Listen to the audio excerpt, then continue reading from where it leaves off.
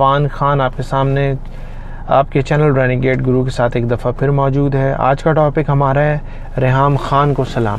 रेहाम खान को सलाम इसलिए कि रेहाम खान जो काफ़ी पिछले कुछ दिनों से काफ़ी कंट्रोवर्शियल हुई है, अपनी बुक जो उन्होंने लॉन्च करने की कोशिश कर रही हैं, उन बुक में उन्होंने ठीक ठाक लोगों को के ऊपर तनकीद की है और बहुत ही कंट्रोवर्शियल चीज़ों को उन्होंने उस बुक में अनवेल करने की कोशिश की है। मगर जो चीज़ मुझे बॉदर कर रही है पिछले कुछ वीक से वो ये है कि कोई औरत और 3 बच्चों की माँ वो इस हद तक कैसे चली गई कि ऐसी चीज़ें और इल्ज़ामात उस बुक में उन्होंने लिख डाले। ना सिर्फ पाकिस्तान में, वो पाकिस्तान से बॉर्डर के उस तरफ भी जाके उन्होंने इंटरव्यू दिए, पूरी दुनिया में पाकिस्तान का और अपना नाम ख़राब किया।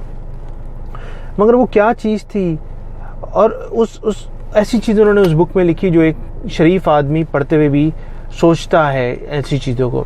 मगर वो क्या चीज़ थी कि उनको किस चीज़ ने ट्रिगर किया कि वो इस हद तक जाएं।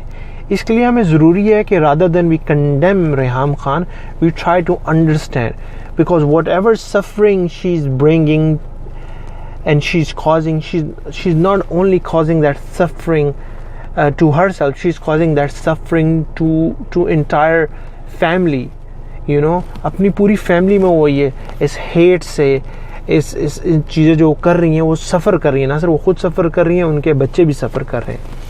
तो इस चीज़ को बहुत इंटेलेक्चुअली जानने की ज़रूरत है कि ये चीज़ें क्यों हुई, कहाँ से स्टार्ट हुई।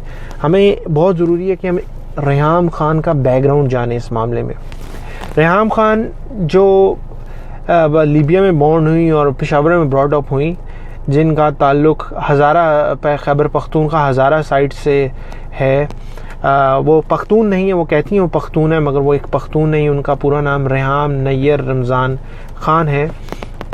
एक बचपन में उनके वालिद साहब उनकी वालदा को छोड़कर चले गए और दूसरी शादी कर ली। उसके बाद से वो काफ़ी उनकी फैमिली काफ़ी मुश्किलात का शिकार रही, फाइनेंशियल मुश्किलात थी।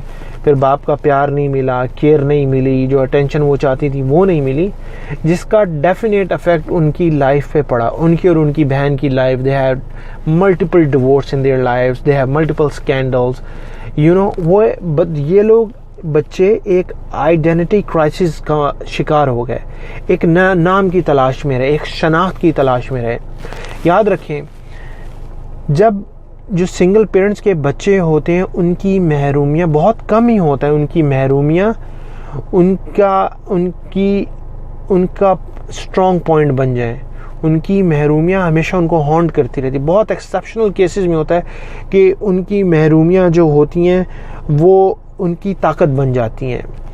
मगर इस केस में मिस रेहाम खान, उनकी बहन के केस में, उनकी महरूमियाँ become an insecurity for them. उनके लिए एक शनाख्त का मसला बन गया। ये शनाख्त का मसला बनने की वजह से उनकी मल्टीपल शादियां नाकाम हुई, जिसमें रेहाम खान की इमरान खान के साथ भी एक शादी थी। रेहाम खान ने जो शादी इमरान खान के साथ की, उस शादी के पीछे सबसे बहुत इम्पोर्टेंट चीज़ जो थी वो अपना वो एक नाम चाहती थी, एक पहचान चाहती थी। वो अपना ज़िंदगी का स्टैंडर्ड ऑफ लिविंग हाई करना चाहती थी, अपने आप को सोशली एक्सेप्ट करवाना चाहती थी। But what really important, she really compromised her principle which can improve her standard of life।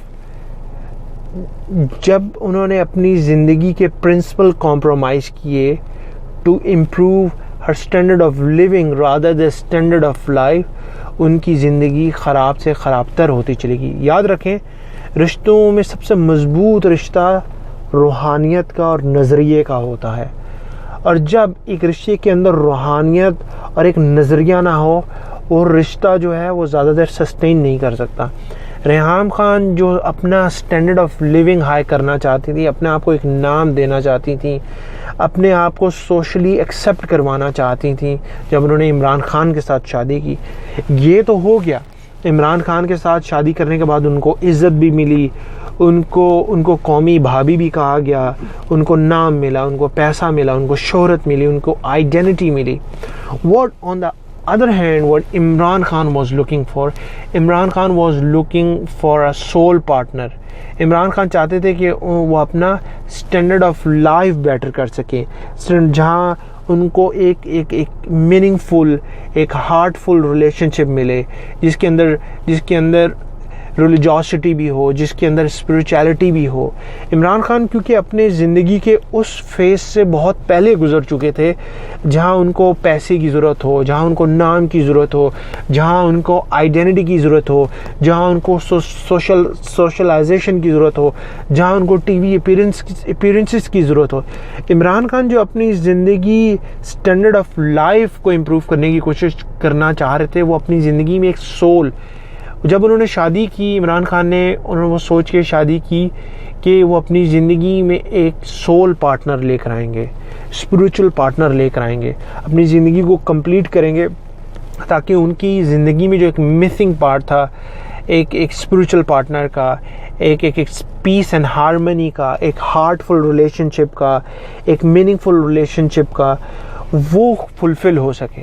मगर on the other hand Reham Khan have not reach the certain level of soul and spirituality कि वो इमरान खान का missing जो part था, standard of life को improve कर सके.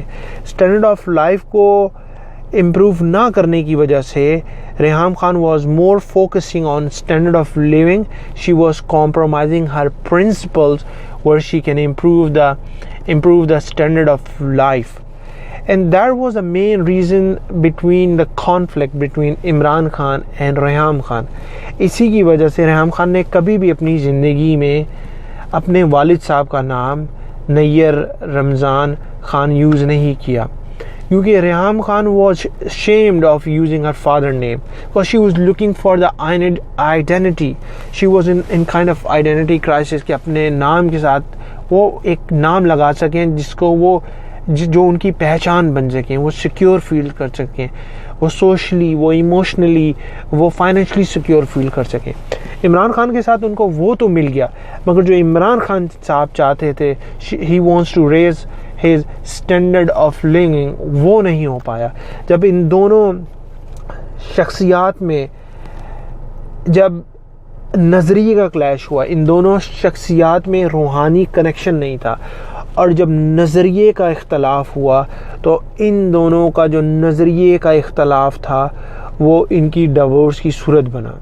और इनकी डिवोर्स की सूरत बनने की वजह से जो रेहाम खान ने डिवोर्स के बाद इमरान खान को इंतहाई तनकीद का निशाना बनाया, उन्होंने अपनी किताब में उन पे तरह तरह के जो इल्ज़ामात लगाए, यही रीज़न थी कि रेहाम खान को जो बचपन में अटेंशन नहीं मिली, जो बचपन में लव एंड केयर नहीं मिला उनके पेरेंट्स की वजह से, जो एक वो फाइनेंशियल इनसिक्योरिटी में पूरी ज़िंदगी गुजारी, जिसकी वजह से उनकी पर्सनैलिटी में खला बाकी रह गया, और वो खला बाकी रह गया, वो तरबियत में खला बाकी रह गया.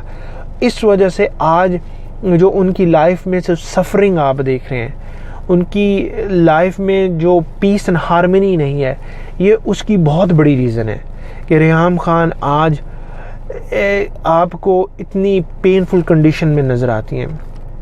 हमें बहुत नेसेसरी है, हमारे लिए बहुत नेसेसरी है कि हम इस चीज़ को समझने की कोशिश करें. जब दो मियाँ बीवी, दो मर्द और औरत शादी करते हैं, उनके अंदर एक रूहानियत का कनेक्शन लाजमी होना चाहिए. रूहानियत और एक नज़रिए का कनेक्शन लाजमी होना चाहिए.